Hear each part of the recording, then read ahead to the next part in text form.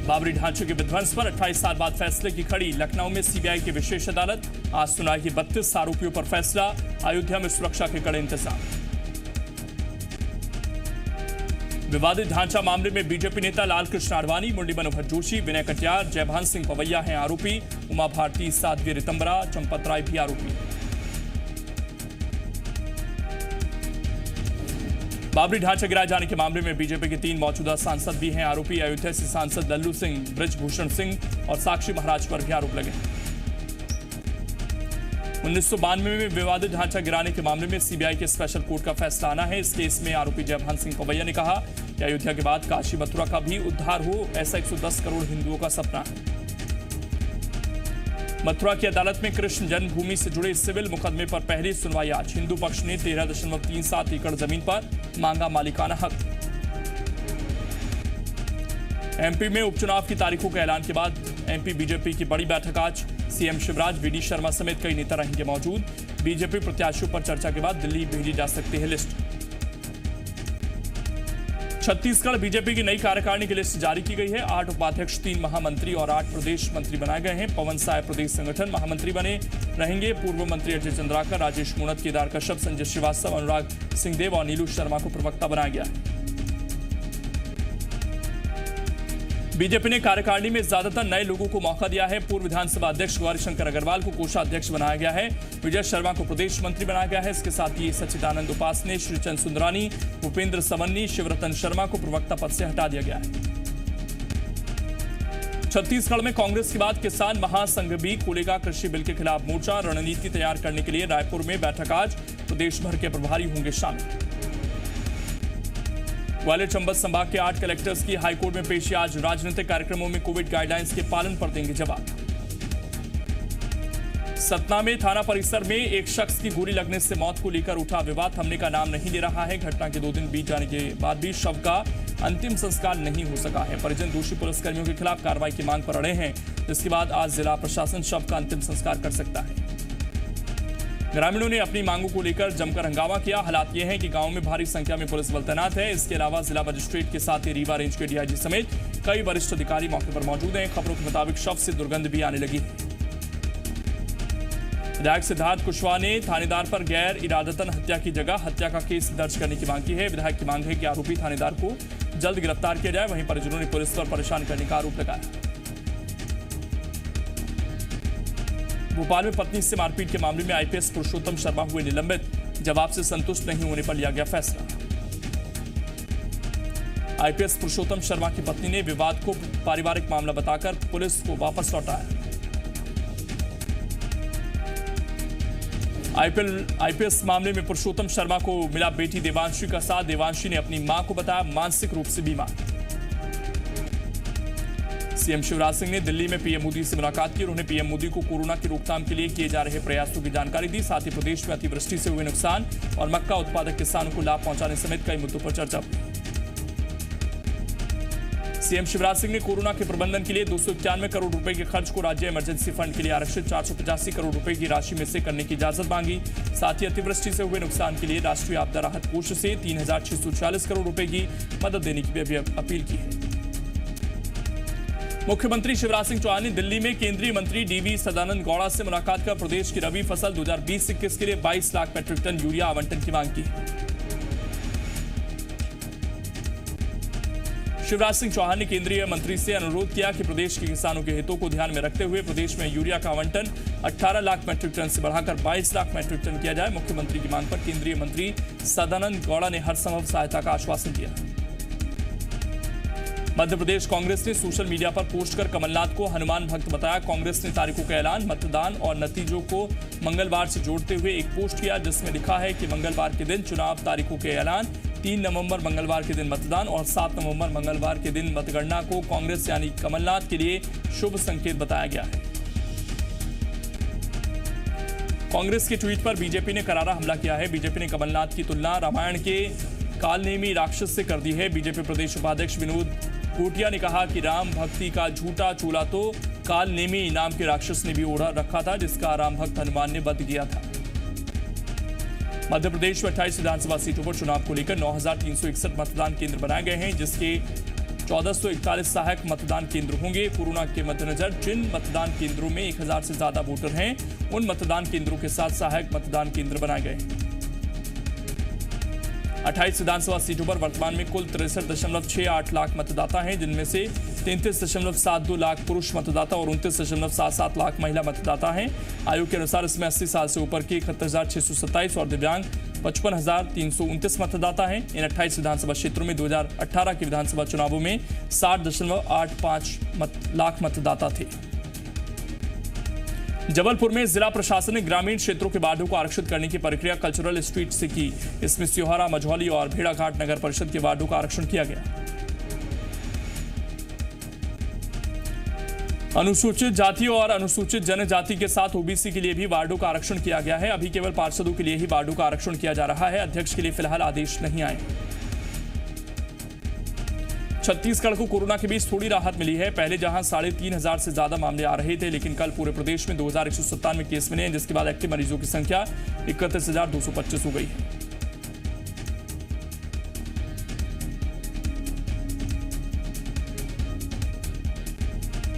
छत्तीसगढ़ में total case 1,10,655 हो गए हैं। कोरोना से कुल प्रदेश में 14 मरीजों की कल मौत हुई है। प्रदेश में कोरोना से अब तक 916 मरीज अपनी जान गंवा चुके हैं।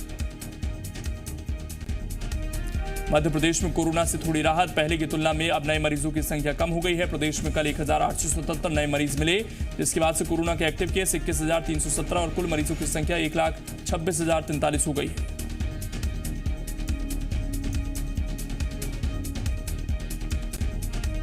इंदौर से सबसे ज्यादा 449 नए मरीज मिले हैं। जबलपुर से 201, भोपाल से 148 और ग्वालियर से 75 नए मरीज मिले।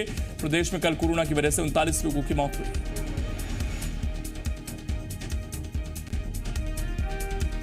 हरदा में टेस्ट के बिना ही युवक को बताया गया कोरोना पॉजिटिव। युवक का गांव वालों ने किया बहिष्कार। मामला बढ़ने पर अस्पताल ने कराया टेस्ट। देवास में हाईवे पर लूट करने वाले गिरोह का पर्दाफाश। 3 आरोपी गिरफ्तार। 15 करोड़ रुपए के मोबाइल फोन बरामद।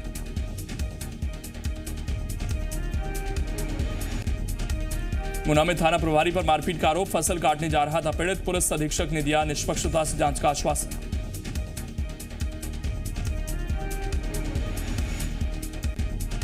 दमोह में एक युवक की पिटाई का मामला सामने आया। घटना नौहट्टा थाना इलाके की। जानकारी के मुताबिक कुछ दिनों पहले युवक अपनी प्रेमिका को भगा कर ले गया था। काफी तलाश के बाद महिला के परिजनों को युवक के कलेक्ट्रेट में होने की खबर मिली। महिला के परिजनों ने युवक की कलेक्ट्रेट परिसर में ही पिटाई कर डाली। जिस महिला को युवक भगा कर लाया था वो महिला पहले से शादीशुदा है और 2 बच्चों की मां है। जबलपुर के मझौली में रात रेत माफियाओं में हुए विवाद में गोली चल गई, जिसमें एक रेत कारोबारी की मौत हो गई। दरअसल रेत निकालते समय एक युवक हिरण नदी में डूब गया था। युवक के डूबने के बाद एक रेत कारोबारी ने विकास की बोट से युवक के डूबने का आरोप लगाया था, जिसके चलते विवाद हो गया। घायल विकास को अस्पताल ले जाया गया है, जहां डॉक्टरों ने उसे मृत घोषित कर दिया। वहीं पुलिस अधीक्षक रेत के अवैध कारोबार के मुद्दे को टाल रहे हैं। उनके मुताबिक इंद्राना बाजार में एक युवक बंदूक लेकर घूम रहा था। विकास सिंह ने मोबाइल से उसका वीडियो बनाने की कोशिश की थी। इस पर विवाद शुरू हुआ। इंदौर में फर्जी कैफे एंड बार पर प्रशासन की कार्रवाई। देर रात तक भीड़ जुटाकर होती थी शराब की पार्टियां। सीलिंग की कार्रवाई हुई। टीकमगढ़ में 8 साल के मासूम बच्चे की पुरानी रंजिश को लेकर 5 लोगों ने हत्या कर दी और उसका शव एक स्कूल के पास खंडहर में फेंक दिया। घटना दिगौड़ा थाना क्षेत्र के बिरऊ गांव की है। बताया जा रहा है कि 8 साल का मासूम आमिर खान कल शाम से लापता था। परिजनों ने उसे काफी तलाश की। पुलिस को भी सूचना दी गई। आखिरकार एक बाड़े में मासूम का शव मिला। उसके दोनों हाथ और पैर बंधे हुए थे। विदिशा में हलाली डैम पर महिला की मौत का मामला। परिजनों ने पति पर लगाया हत्या का आरोप। विदिशा में घटिया गौशाला के निर्माण का मामला आया सामने। यहां सरपंच और सचिव पर लाखों रुपए डकार कर गौशाला निर्माण में घटिया क्वालिटी के इस्तेमाल का आरोप लगा है। ओपीयंत्री पर भी भ्रष्टाचार में मिली भगत का आरोप है। स्थानीय लोगों ने इसकी शिकायत एसडीएम से की, जिस पर उन्होंने 3 सदस्यीय टीम बनाकर मामले की जांच करवाने और फिर कार्रवाई करने का आश्वासन दिया। गरियाबंद में पुलिस ने अंतर्राज्यीय गांजा तस्कर गिरोह के 2 आरोपियों को गिरफ्तार किया। राजिम चेक पॉइंट पर चेकिंग के दौरान पुलिस ने पिकअप वाहन की तलाशी ली। पुलिस ने करीब 28 लाख रुपए की कीमत का गांजा जब्त किया। मौके से 2 आरोपी भी गिरफ्तार किए गए। गांजे को उड़ीसा से रायपुर ले जाया जा रहा था। बड़वानी में पत्नी की हत्या का आरोपी 6 साल बाद गुजरात से गिरफ्तार। पुलिस के मुताबिक बड़वानी खदान मोहल्ले के एक निवासी ने 2014 में अपनी बहन के गायब होने की शिकायत दर्ज कराई थी। पुलिस को जांच में पता चला कि आरोपी और उसकी सास के अवैध संबंध थे, जिसके चलते उसने अपनी पत्नी की हत्या कर दी। मौके से पति और सास दोनों भाग गए थे। आरोपियों पर 30,000 का इनाम भी घोषित किया गया था। 6 साल बाद पाटी थाना पुलिस को एक नाबालिग की तलाशी के सिलसिले में आरोपी की सूचना मिली, जिसके बाद पति और सास को हिरासत में लिया गया। जशपुर जिले के पत्थलगांव स्टेट बैंक में सोमवार रात हुए सेंधमारी मामले में पुलिस ने नया खुलासा कर दिया। पत्थलगांव पुलिस के मुताबिक बैंक से तकरीबन 11,55,000 रुपए चोरी हुए। मंगलवार की सुबह पत्थलगांव स्टेट बैंक के कर्मचारी बैंक खोलने पहुंचे तो उन्होंने देखा कि बैंक में सेंधमारी की गई। इस दौरान सीसीटीवी फुटेज में एक व्यक्ति बैंक में नकाब पहने नजर आया। बैंक के संदूक में रखे 11,55,520 रुपए गायब हैं। खंडवा में नवरात्रि में होने वाले गरबे पर कोरोना के चलते जिला प्रशासन का प्रतिबंध। इसको लेकर युवक युवतियों ने मुख्यमंत्री शिवराज सिंह के नाम पर ज्ञापन सौंपा। खंडवा में नवरात्रि पर गरबे के बड़े बड़े आयोजन होते आए हैं। इस बार कोरोना को लेकर प्रशासन ने गरबा के आयोजन पर प्रतिबंध लगाया है। नवदुर्गा मूर्तियों पर इस बार कोरोना का असर साफ दिख रहा है। कोरोना की मार के चलते मूर्तिकारों को आर्थिक तंगी का सामना करना पड़ रहा है। टीकमगढ़ के कारीगरों ने बताया कि इस बार एडवांस में ऑर्डर नहीं मिल रहे, जिसके चलते वो खाली हाथ बैठने को मजबूर हैं। मूर्तिकारों ने पिछले सालों के मुकाबले इस साल आधे से कम मूर्तियां शासन की गाइडलाइन के मुताबिक बनाई हैं, जिनके लिए ग्राहक नहीं पहुंच रहे। मूर्तिकार इन्हीं मूर्तियों को बेचकर अपना परिवार चलाते थे, लेकिन अब इन्हें काफी मुश्किलों का सामना करना पड़ रहा है। भोपाल मंडल से होकर गुजरेंगी 3 ट्रेनें। रेलवे बोर्ड ने दी स्वीकृति। स्पेशल गाड़ी के रूप में चलेंगी तीनों ट्रेन। उज्जैन में खुले श्रद्धालु के लिए महाकाल मंदिर। सोशल डिस्टेंसिंग के नियमों का रखना होगा ख्याल।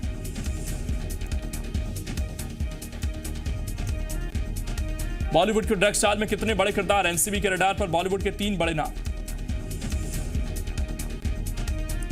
ड्रग्स केस में रिया शोभिक को नहीं मिली बेल। जमानत पर फैसला सुरक्षित। 22 दिनों से भायखला जेल में बंद है रिया चक्रवर्ती। कंगना को अपशब्द कहने पर संजय राउत को बॉम्बे हाई कोर्ट की फटकार। कहा किसी भी बात पर प्रतिक्रिया देने की क्या यही भाषा होती है। दिल्ली से यूपी के हाथरस ले जाया गया गैंगरेप पीड़िता का शव। गांव वालों के विरोध के बीच भारी पुलिस बल की तैनाती में अंतिम संस्कार पूरा। पीड़ित की दिल्ली के अस्पताल में हुई थी मौत। परिवार ने कहा फांसी चढ़ाए जाएं चारों आरोपी। पुलिस ने कहा पीड़ित ने दिए हैं 3 अलग-अलग बयान। हाथरस की घटना पर कानून मंत्री ब्रजेश पाठक का बड़ा बयान। दोषियों को छोड़ा नहीं जाएगा। फास्ट ट्रैक कोर्ट में चलेगा मुकदमा। हाथरस मामले पर फूटा कंगना का गुस्सा। ट्वीट कर लिखा दोषियों को सबके सामने गोली मारनी चाहिए। 6 अक्टूबर को टोक्यो जाएंगे विदेश मंत्री एस जयशंकर। बैठक में अमेरिका, जापान, ऑस्ट्रेलिया समेत 4 देशों के विदेश मंत्री होंगे शामिल। जम्मू कश्मीर के हीरानगर सेक्टर में पाकिस्तान ने तोड़ा सीजफायर। बीएसएफ के जवानों ने दिया मुंहतोड़ जवाब। मनकोट सेक्टर में पाकिस्तान की ओर से हुई थी गोलीबारी। पाकिस्तान पर बड़ा खुलासा। आर्मेनिया के खिलाफ जंग में अजरबैजान की तरफ से पाकिस्तानी सेना भी शामिल। नेपाल में चीन के खिलाफ फूटा लोगों का गुस्सा। राजधानी काठमांडू में चीन के अतिक्रमण के खिलाफ प्रदर्शन। शी जिनपिंग का फूंका गया पुतला। भारतीय नेवी का ड्रोनियर एयरक्राफ्ट मालदीव पहुंचा। मालदीव नेशनल डिफेंस फोर्स के कमांड में करेगा काम। टाटा ग्रुप के सुपर ऐप में बड़ी हिस्सेदारी खरीद सकते हैं वॉलमार्ट। 1.8 लाख करोड़ रुपए के निवेश की संभावना। पेटीएम पर फिर शुरू हुई कैशबैक स्कीम। हफ्ते भर पहले इसी वजह से गूगल ने पेटीएम को प्ले स्टोर से हटाया था। एशिया में 1967 के बाद सबसे कम होगी जीडीपी की विकास दर। 0.9% के करीब रह सकती है ग्रोथ रेट। तेल कंपनियों ने सिर्फ लॉकडाउन में कमाया पूरे साल का मुनाफा। कोरोना के बढ़ते प्रकोप से कच्चे तेल की मांग भी घटी। आईपीएल में सनराइजर्स हैदराबाद की जीत का खाता खुला। हैदराबाद ने दिल्ली को 15 रनों से दी मात।